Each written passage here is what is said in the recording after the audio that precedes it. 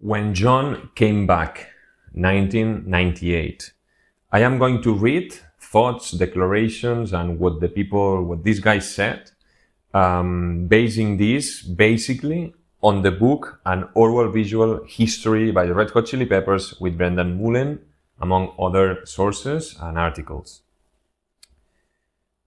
We start when Dave was quitting the band, Dave Navarro. And Dave said, after we asked him to leave the band, the only guy you should get for this band is John Frusciante. Anthony.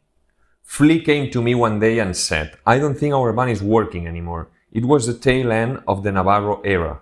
And Dave had gone off the deep end getting high and wasn't really feeling what we were doing anymore anyway. It was okay. It just wasn't meant to be.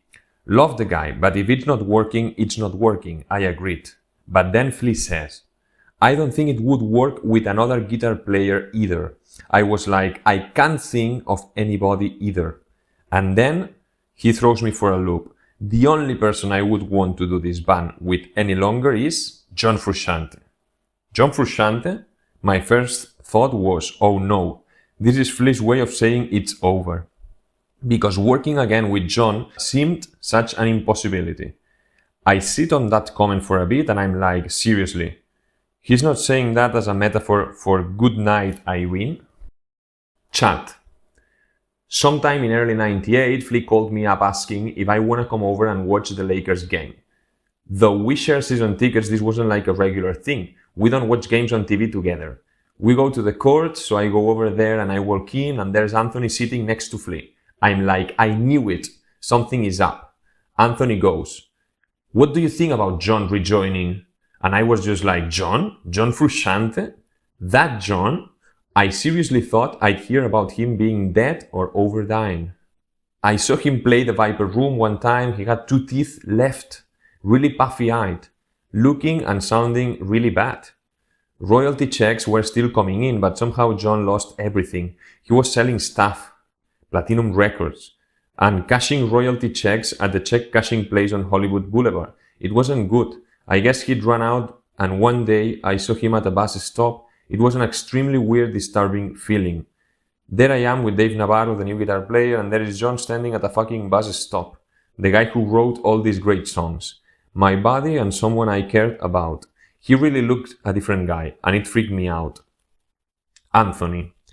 John coming back was as a divine moment, as our band has ever experienced. We've had a bunch of divine occurrences, insisting something beautiful take place despite our individual screw-ups.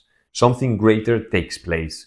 I hadn't spoken to John in about 6 years. No communication at all. I bumped into him a couple times, awkward moments. I'm like, well, John doesn't like me. And this and that, and why would you even say John? He's off in his own weird world. Flea says, I have a feeling. I had to sit on that one, like a feeling. John was still deep into narcotics at that point, but Flea thinks he'd be willing to change his ways and come play with us. I'm like, you have to be kidding. Like, how is he going to accept being in a band with me? Let alone give up drugs and somehow, come back to his senses. Next thing you know, John puts down the narcotics and comes around. I still wasn't sure he still wanted to be in the band, but I went to visit him and he was a bit crazy, but in this beautiful way. John has a unique outlook on life and nature. We started connecting and it wasn't ugly or painful. Not nearly as awkward as it should have been after 8 years of being foes. Chat. I didn't know that Anthony had gone and visited him in hospital or any of that stuff. He said John was doing a lot better and in rehab. Like last time I heard, you guys wouldn't talk to each other and he's all, no, we buried that hatchet. I was still skeptical. That's a lot of years, 6 already. I didn't even know if he could play or had been playing. You have to remember this guy was in bad shape. I think Dave Navarro gave John a guitar, maybe when he was in the hospital. And I know since then, John gave it back, like a Les Paul or something. Even though John's a huge Jane's Addiction fan, he refused to listen to anything off One Hot Minute.